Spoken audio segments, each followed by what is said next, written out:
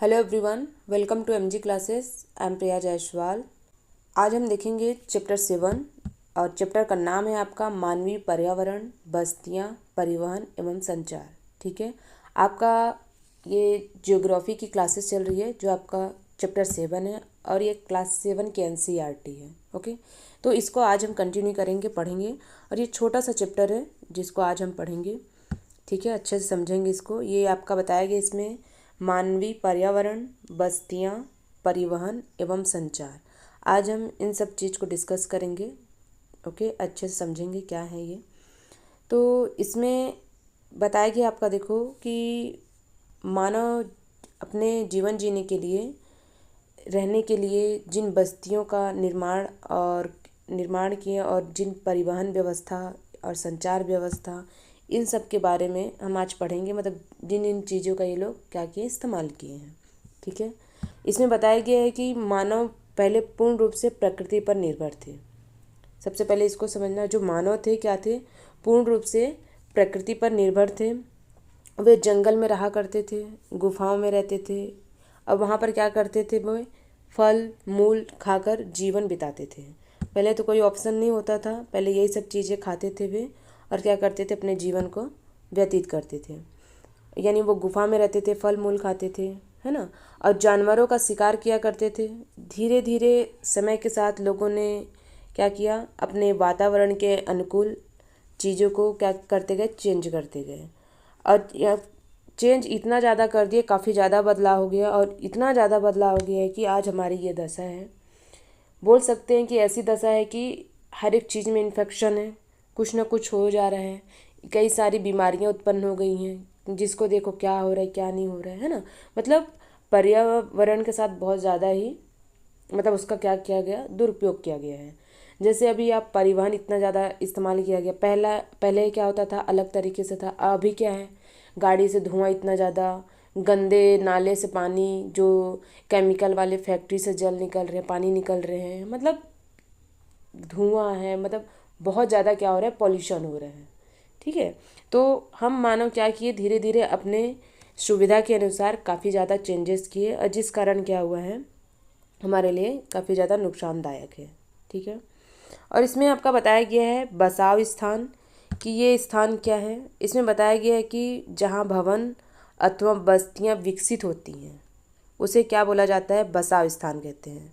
और आदर्श बसाव स्थान की जो चीज़ें, उसमें क्या होनी चाहिए, अनुकूल जलवायु होनी चाहिए, वहाँ पर जल की व्यवस्था होनी चाहिए, यानी वहाँ पर जल क्या अच्छे से उपलब्ध हो, उपयुक्त भूमि होनी चाहिए, और वहाँ की जो मिट्टी हो वो उपजाऊ होनी चाहिए, काफ़ी ज़्यादा अच्छी होनी चाहिए। ये क्या है, आपका बसाव स्थान।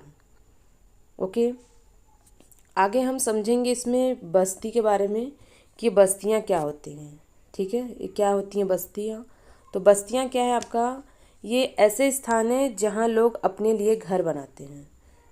यानी जो मानव है वहाँ पर क्या करते हैं, रहते हैं। प्रारंभिक समय में मनुष्य क्या करते थे, यहाँ पर वृक्ष एवं गुफाओं में निवास करते थे। और उन्होंने उसके बाद क्या किया, धीरे धीरे फसल उगाना प्रारंभ किया। उनके लिए क्या होता था, एक जगह से स्थायी घर बनाना आवश्यक हो गया। पहले क्या होता था, एक स्थायी घर तो था नहीं, तो स्थायी घर था नहीं तो क्या बोलते थे, उनको घुमक्कड़ बोलते थे। पहले भी हमने पढ़ा है ना, घुमक्कड़ जनजाति, ये सब के बारे में हमने सब पढ़ा हुआ है, क्या चीज़ें हैं। तो ऐसे होते थे। लेकिन बस्ती में क्या होता है, वो क्या करते थे, एक वृक्ष या गुफा में रहते थे। उसके बाद क्या किए, वे धीरे धीरे फसल उगाना प्रारंभ किए। अगर फसल उगाएंगे तो वहीं पर क्या करेंगे, रहने के लिए एक स्थायी घर बनाएंगे, है ना। यानी आपका खेत इधर है, वहाँ पर आपका खाने पीने की सारी चीज़ें आप उगाए हो, तो आपका घर भी यहीं होना चाहिए, है ना, यानी पास में होना चाहिए। यानी बस्तियों का जो विकास भी हो ऐसे रहे कि जहाँ पर क्या हो, नदी हो, घाटी हो, ताकि वहाँ से जल हो, जो पानी हो, सिंचाई के लिए आराम से उपलब्ध हो जाए, है ना। यानी वहाँ पर क्या होगा, जगह उपजाऊ रहेगी, जो भूमि है वो काफ़ी ज़्यादा उपजाऊ रहेगी। अब भूमि उपजाऊ रहेगी तो क्या होगा, वहाँ पर व्यापार करने, वाणिज्य एवं जो विनिर्माण का जो विकास है काफ़ी अच्छे से हो सकता है ना। अगर ये चीज़ें होंगी तो मानो जो बस्तियां हैं वो बड़ी होती चली जाती हैं। और नदी घाटी के निकट जो बस्ती पनपने लगती हैं, वे अपना क्या करते हैं, सभ्यता का भी विकास करते हैं। ठीक है, हमने क्या पढ़ा है, पहले सिंधु घाटी सभ्यता पढ़ा है, टिग्रिस, नील एवं वांग ही नदियों के किनारे भी विकसित हुई हैं। यानी ये सब जो नदियाँ हैं, सिंधु नदी हैं, ये सब हैं, इन सब किनारे भी क्या है, बस्तियाँ विकसित हुई हैं। यानी जहाँ पर नदी हो, और नदी होगा तो पहले क्या होता था, जो हमारे जीवन यापन की जो एक सुविधा बोलना चाहिए, जो साधन था, क्या होता था, खेत होता था। और खेत आपका कृषि का काम तभी हो सकता है जब आपका क्या हो, जल पर्याप्त मात्रा में उपलब्ध हो, है ना। तो इसीलिए क्या करते थे, जहाँ पर नदी घाटी हो, जैसे सिंधु है, यहाँ पर नदी है, नील है, यानी ये सब नदियाँ जहाँ पर हैं वहाँ पर क्या करते थे, अधिकतर वहाँ पर बस्ती हुआ करती थी। ओके। और बस्ती के बारे में बताया गया है कि दो टाइप्स है, कि स्थायी होती है या अस्थायी होती हैं, है ना। यानी बस्तियाँ आपका दो टाइप्स हो सकती है, कि स्थायी हो सकती है, एक अस्थायी हो सकती हैं। यानी जो बस्तियाँ कुछ समय के लिए बनाई जाती हैं उन्हें अस्थायी बोले जाता है। यानी जैसे एक बस्ती है, यहाँ पर वे अपना यहाँ पर खेती किए, यहाँ पर खेती किए रहे, है ना, घर बनाए रहे यहाँ पर, लेकिन अब वहाँ पर खेती नहीं हो रही है, तो क्या करेंगे, एक जगह से अब दूसरी जगह पर जाएंगे, तो ये क्या हो गया, आपका अस्थायी बस्ती हो गया। ठीक है, उन्हें अस्थायी बस्ती के नाम से जाना जाता है। और घने जंगल, गर्म एवं ठंडे रेगिस्तान तथा पर्वत के निवासी अक्सर अस्थायी बस्तियों में रहते हैं। ठीक है, यानी जो घने जंगल हैं, गर्म एवं जो ठंडे रेगिस्तान हैं तथा पर्वत के जो निवासी होती हैं, यानी ये सब इलाके के जो निवासी हैं, तो ये अक्सर क्या करते हैं, अस्थायी बस्तियाँ बनाते हैं। वे क्या करते हैं, आखेट, संग्रहण, स्थानांतरित कृषि एवं ऋतु प्रवास करते हैं। स्थानांतरित कृषि क्या है, वही जो अभी मैं आपको बताई, एक जगह के बाद दूसरी जगह, है ना। यानी इसमें कई सारे ऑप्शंस हैं, क्या है देखो, ठंडे रेगिस्तान वाले हैं, घने जंगल वाले, गर्म एवं ठंडे रेगिस्तान, है ना, पर्वत वाले, आखेटक, संग्रहण, स्थानांतरित कृषि एवं ऋतु प्रवास, है ना। यानी जो इस टाइप के हैं, जो करते हैं, ऋतु प्रवास हैं, आखेटक हैं, ये सब कार्य जो करते हैं, इनके लिए क्या है, अस्थायी बस्ती होती है। और जो स्थायी बस्तियां हैं, इन बस्तियों में लोग रहने के लिए घर बनाते हैं। वो घर बनाएंगे तो क्या होगा, तो वहाँ पर लोग रहेंगे, है ना, तो ये क्या होगा, आपका स्थायी बस्ती। ये आप देख सकते हो, मानव बस्ती है। ऐसे ऐसे बस्ती बनती है धीरे धीरे, जहाँ पर नदी है, तालाब है, घर है, जहाँ पर कृषि करने के लिए उपजाऊ मिट्टी है, तो वहाँ पर क्या करते हैं, लोग बसने लग जाते हैं, उनका जीवन यापन आसानी से चलने लगता है। ठीक है, धीरे धीरे बनते बनते बनते बनते क्या होता है, ये घनी बस्ती बन जाती है। ठीक है, आगे बताया गया आपका ऋतु प्रवास। ऋतु प्रवास क्या है, देखो, लोगों को मौसमी आवागमन को ऋतु प्रवास कहते हैं। जो मौसमी जो मतलब जो मौसमी आवागमन है, जो ऋतु होते हैं, उसे क्या बोला जाता है, मौसमी ऋतु प्रवास। ठीक है, जो लोग पशु पालते हैं वे मौसम में परिवर्तन के अनुसार नए चारागाहों की खोज में निकल जाते हैं। यानी जो भेड़ पालते हैं, पशु पालते हैं, वो मौसम के हिसाब से निकलते हैं। ठीक है, उसके बाद आपका बताया गया इसमें सघन बस्ती के बारे में बताया गया है, प्रकीर्ण बस्ती के बारे में बताया गया है। इसको हम अच्छे से समझेंगे। इसमें बताया गया आपका कि बस्तियों को भी दो विभिन्न चित्रण में समझाया गया है। पहला सघन बस्ती है, दूसरा क्या आपका प्रकीर्ण बस्ती। ठीक है, इसको हम समझते हैं। इसमें बताया गया आपका जो ग्रामीण एवं शहरी बस्तियां हैं, वे गांव ग्रामीण बस्ती होती हैं, जहां लोग क्या करते हैं, कृषि, मत्स्य पालन, वानिकी, दस्तकारी एवं पशुपालन संबंधी क्या करते हैं, कार्य करते हैं अपने जीवन यापन के लिए। ग्रामीण बस्ती क्या होती है, सघन या प्रकीर्ण हो सकती हैं। ठीक है, ग्रामीण बस्ती सघन या प्रकीर्ण हो सकती हैं। सघन बस्तियों में घर पास पास बने होते हैं। जो सघन बस्ती होती है यानी घनी बस्ती होती है, आप देख सकते हो चित्र में भी क्या होते हैं, घर पास पास में होते हैं। अभी आप अपने शहर में ही देख लो, वहाँ पर क्या है, इतनी घनी बस्ती होती है कि सभी घर क्या होते हैं, पास पास में। तो भाई आप गाँव में चले जाओ तो घर क्या होते हैं, दूर दूर में होते हैं, है ना। तो इसको हम क्या बोलते हैं, सघन बस्ती। इसमें आप चित्र में समझ सकते हो। और प्रकीर्ण बस्तियों में लोग क्या करते हैं, घर दूर दूर व्यापक क्षेत्र में फैले होते हैं। और यहाँ पर जो बस्तियाँ हैं मुख्यतः पहाड़ी क्षेत्र में होते हैं, जंगल और आपके जो अति विषम जलवायु वाले क्षेत्रों में ये सब पाई जाती हैं। आप देख सकते हो यहाँ पर कितने दूर दूर पर यहाँ पर, है ना। इसको क्या बोला जाता है, प्रकीर्ण बस्ती। आगे बताया गया आपका इसमें ग्रामीण क्षेत्र के बारे में कि ग्रामीण क्षेत्रों में लोग अपने पर्यावरण के अनुकूल घर बनाते हैं, यानी वहाँ का जैसे पर्यावरण होता है उसके अनुकूल क्या करते हैं, घर बनाते हैं। अत्यधिक वर्षा वाले क्षेत्रों में क्या करते हैं वे लोग, ढाल वाली छत बनाते हैं, ताकि वहाँ पर जो भी वर्षा हो पानी क्या हो नीचे की तरफ आराम से ढल जाए, है ना। जिन स्थानों में वर्षा के समय जल का जमाव होता है वहाँ पर क्या करते हैं, ऊंचे प्लेटफॉर्म अथवा स्टल्ट पर घर बनाए जाते हैं, ताकि क्या हो, उनको दिक्कत ना हो। आप देख सकते हो इसमें ये क्या, देखो एक खंभा बोल सकते हो जिनके माध्यम से घर टिका है। देखो ये क्या होता है, ऊंचे में है, तो बारिश होगा तो यहाँ पानी का जमा होगा, तो इनको किसी भी प्रकार की दिक्कत नहीं होगी, है ना। इसी को बोला जाता है आपका स्टिल्ट मकान, या जो भी स्टिल्ट पर मकान है ये, ठीक है। ये क्या है, ऊंचे प्लेटफॉर्म पर बनाया जाता है। इसके बाद बताया गया आपका गर्म जलवायु वाले क्षेत्रों में क्या होता है, घर जो बनता है कैसे बनता है, वहाँ पे जो मिट्टी होती है, मिट्टी मोटी दीवार वाले पर बनाए जाते हैं, ठीक है। जो मिट्टी है उसको क्या करते हैं, मोटी दीवार वाले घर बनाए जाते हैं, जिसकी जो छतें होती हैं उसको फूस की बनी होती हैं, और स्थानीय सामग्री जैसे आपका पत्थर है, पंख है, चिकनी मिट्टी है, तृण आदि का क्या करते हैं, सब चीज़ों का इस्तेमाल करके घर बनाने में मतलब इस्तेमाल किया जाता है, घर बनाया जाता है। और नगरीय जो बस्तियां हैं, नगर छोटी एवं शहर उनसे क्या करते हैं, बड़ी बस्तियां होती हैं, ठीक है। जो नगरीय बस्तियां होती हैं, नगरीय बस्तियों में नगर छोटी एवं शहर उनसे बड़ी बस्तियां होती हैं। और नगरीय क्षेत्रों में लोग निर्माण, व्यापार एवं सेवा क्षेत्र में कार्यरत होते हैं। जो नगरीय क्षेत्र में लोग होते हैं वे लोग निर्माण, व्यापार एवं सेवा क्षेत्र में क्या करते हैं, कार्यरत होते हैं, और अपने राज्य के कुछ गाँवों, नगरों एवं शहरों को भी इसमें क्या बताया गया, आपको समझने के लिए नाम लिख सकते हो, आपको जो ठीक लगे, है ना। आप इसको समझ सकते हैं, बाकी इतना नहीं पूछा जाता है, लेकिन जो आपका ये मकान को पूछ सकते हैं, आपका प्लेटफॉर्म मकान क्या है, संघन बस्ती क्या है, संकीर्ण बस्ती क्या है, ये सब चीज़ को आपके माइंड में ये सब चीज़ें रहनी चाहिए ना। प्रकीर्ण बस्ती क्या है, ऋतु प्रवास क्या होता है, ठीक है। ये सब चीज़ आपको समझ में आनी चाहिए। अगर आप समझ जाओगे तो आप क्वेश्चन से ईजिली बना लेंगे, क्योंकि इसमें ज़्यादा टफ कुछ नहीं है, ठीक है ना। आगे बताया गया आपका परिवहन के बारे में। परिवहन की व्यवस्था पहले कैसी थी और आज कैसी है।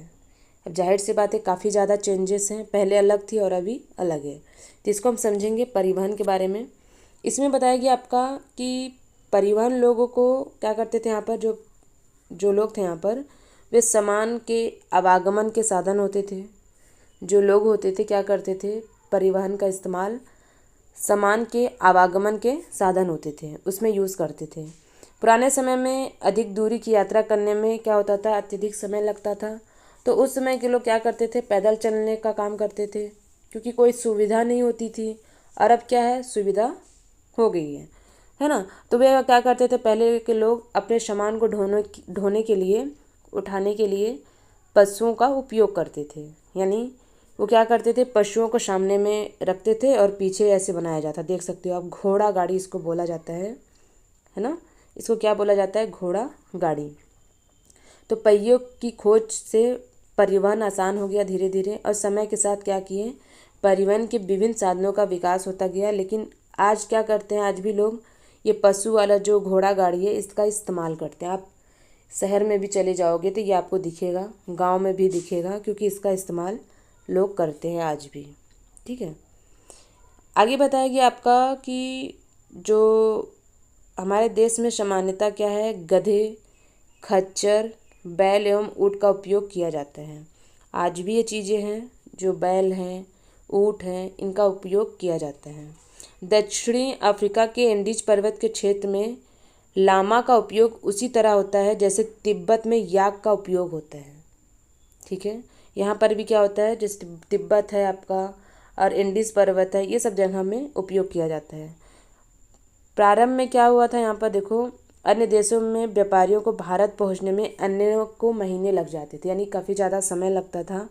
तो वे क्या करते थे, समुद्री मार्ग से, थली मार्ग से आते थे, यानी समुद्री मार्ग होते हुए थली मार्ग से आते थे। और हवाई यात्रा ने क्या किया, परिवहन को भी द्रुत बनाते चला गया है, ठीक है। आज भारत में क्या है, देखो, यूरोप की यात्रा करने में केवल 6 से 8 घंटे का समय लगता है, पहले तो ऐसे नहीं था, है ना। और इसी प्रकार क्या हुआ, परिवहन के आधुनिक साधन समय एवं ऊर्जा की बचत होते चले गए। यानी जैसे जैसे समय बीतते गया तो लोग भी बदलते गए हैं, लोगों के साथ क्या है जो सुविधा है वो भी बदलती हुई गई है ना, यानी सुविधा भी बढ़ती गई ये बोलना चाहिए। जैसे आपका पहले क्या था, पैदल चलते थे, फिर क्या किए, पहिए का आविष्कार हुआ, पहिए का आविष्कार हुआ, उसके बाद घोड़ा गाड़ी का इस्तेमाल हुआ, है ना। घोड़ा गाड़ी के बाद क्या हुआ, धीरे धीरे नए नए परिवहन बनते चले गए हैं। और आज क्या है कि आपको कहीं पे भी जाना है फ्लाइट से आना जाना कर सकते हैं। तो इससे क्या हो रहा है, आपका समय का भी बचत हो रहा है, प्लस आपकी ऊर्जा की भी बचत हो रही है ना। आगे हम देखेंगे इसमें कि परिवहन के चार मुख्य साधन हैं, जिसमें बताया गया आपका सड़क मार्ग, रेल मार्ग, जल मार्ग एवं वायु मार्ग। इसको आप ध्यान देना, परिवहन के चार मुख्य साधन। फर्स्ट क्या है आपका, सड़क मार्ग, रेल मार्ग, जल मार्ग एवं वायु मार्ग। आप चारों को ध्यान देंगे। उसके बाद आपका बताया गया यहाँ पर कि भारत में अनेक राष्ट्रीय एवं राज्य राजमार्ग हैं, लेकिन यहाँ पर देखो भारत में एक्सप्रेस वे का निर्माण नवीनतम है। ठीक है, इसको क्या बोला जाता है, देखो स्वर्ण चतुर्भुजी महामार्ग। क्या है आपका स्वर्ण चतुर्भुजी महामार्ग, क्या करता है, देखो दिल्ली, बॉम्बे यानी मुंबई, चेन्नई और कोलकाता को जोड़ता है। अगर पूछेगा आपका स्वर्ण चतुर्भुजी जो महामार्ग है किस किस राज्य को या देश को जोड़ता है, तो है ना, आप इसको समझ सकते हो। तो क्या आपका दिल्ली है, मुंबई है, राज्य आपका चेन्नई है, कोलकाता है, इन सबको जोड़ता है। तो ये आपका याद रखना है आपको, क्या है ये चतुर्भुजी मार्ग महामार्ग, स्वर्ण चतुर्भुजी महामार्ग है। ठीक है, ये चार राज्यों को जोड़ता है, दिल्ली, मुंबई, चेन्नई और कोलकाता। इसको याद रखना। क्या पता क्वेश्चन पूछेगा तो इसमें कुछ ऑप्शन को हटा दे, जैसे दिल्ली की जगह कुछ और नाम रख दे, छत्तीसगढ़ रख दे या केरल रख दे। तो इस चीज़ को अगर आप ध्यान दोगे तो याद रहेगा, दिल्ली, मुंबई और चेन्नई, कोलकाता। ओके, आगे आपका क्या है, देखो सड़क मार्ग के बारे में हम समझेंगे। सड़क मार्ग क्या है, इसमें बताया गया आपका कम दूरी यातायात के सबसे अधिक उपयोग किए जाने वाले मार्ग क्या होते हैं, सड़क है। ठीक है, यानी जो कम दूरी यातायात के लिए जो उपयोग किए जाते हैं, सबसे ज़्यादा उपयोग किया जाता है क्या आपका सड़क मार्ग। सड़कें पक्की एवं कच्ची दोनों हो सकती हैं। जाहिर सी बात है, जो जिस नगरों का विकास हुआ है, जिस जगह का विकास हुआ है वहाँ पर सड़कें पक्की हैं, है ना। और गांव आप चले जाओगे वहाँ पर क्या है, बदल गया, आज भी गांव गांव में जाओगे तो वहाँ पर सड़कें पक्की हैं, लेकिन कई जगह ऐसी हैं जो वहाँ पर क्या है आज भी सड़क नहीं है ना। तो वहाँ क्या होती हैं, सड़कें वहाँ पर कच्ची होती हैं। आप चित्र में भी देख सकते हो, इसमें ये आपकी पक्की सड़क है और ये क्या है आपका कच्ची सड़क। ठीक है, इसमें बताया गया आपका कि देखो मैदानी क्षेत्रों में सड़कों का घना जाल बिछा है। तो मरुस्थल, वनों एवं उच्च पर्वत जैसे स्थानों में भी क्या होते हैं, सड़क बनी होती हैं। ठीक है, और हिमालय पर्वत पर मनाली लेह राजमार्ग विश्व के सबसे ऊंचे सड़क मार्गों में से एक है। ये सब काफ़ी ज़्यादा ऊंचा एरिया है ना। क्या है, ऊंचे सड़क मार्ग में से एक है। और भूमिगत सड़क को क्या बोला जाता है, भूमिगत मार्ग कहते हैं। इस चीज़ को ध्यान देना है। ठीक है, और फ्लाईओवर उत्कृष्ट संरचनाओं के ऊपर बनाए जाते हैं। आप देखोगे रायपुर में भी है फ्लाईओवर, ये सबको बनाया जाता है। ठीक है, बाकी पक्की सड़क, कच्ची सड़क, इस चीज़ को ध्यान देना। आगे बताया गया आपका यहाँ पर देखो कि जैनिंग है ना, जैनिंग से ल्हासा के बीच चलने वाली रेलगाड़ी समुद्र तल से 4000 मीटर की ऊंचाई पर चलती है, जिसका सबसे ऊंचा बिंदु समुद्र तल से कितना है, तो 5072 मीटर है। इस चीज़ को आप ध्यान देना, एग्जाम में पूछा जा सकता है। ठीक है, आगे हम समझेंगे रेल मार्ग के बारे में। इसमें जो मोटी मोटी चीज़ें हैं उस चीज़ को आपको ध्यान देना है, बाकी चीज़ें आपको समझनी है। ठीक है, आपका ये चैप्टर ही ऐसे ही है, आपको क्या करना है, चीज़ों को समझना है। इसमें बताया गया आपका रेल मार्ग के द्वारा तीव्रता से कम खर्च में लोग क्या करते हैं, एक स्थान से दूसरे स्थान चले जाते हैं। और ट्रेन में क्या होता है, भारी मात्रा में सामान को ढोने का भी काम होता है। यहाँ पर क्या होता है, जो लोडिंग होता है सामान, यानी एक स्थान से दूसरी जगह पहुँचाना है बड़ी मात्रा में, उसको क्या कर सकते हैं, आराम से पहुँचा सकते हैं। वाष्प के जो इंजन की खोज एवं औद्योगिक क्रांति ने रेल परिवहन के तीव्र विकास में भी क्या किया, काफ़ी ज़्यादा सहायता प्रदान किया है। और यहाँ पर क्या होता है देखो, डीजल एवं विद्युत इंजनों, यहाँ पर क्या किया गया, इंजनों का व्यापक रूप से वाष्प इंजनों का क्या किया, स्थान लिया है। ठीक है, यहाँ पर सुपरफास्ट रेलगाड़ियों से परिवहन की गति और तीव्र हुई है। धीरे धीरे रेलगाड़ी बनी, उसके बाद क्या हुआ, रेलगाड़ी भी उनकी तीव्रता, जैसे आप वंदे मातरम एक्सप्रेस आप देख सकते हो, काफ़ी स्पीड से चलती है ना। यानी ये भी क्या हुई है, काफ़ी ज़्यादा तीव्र गति से चलने लगी है।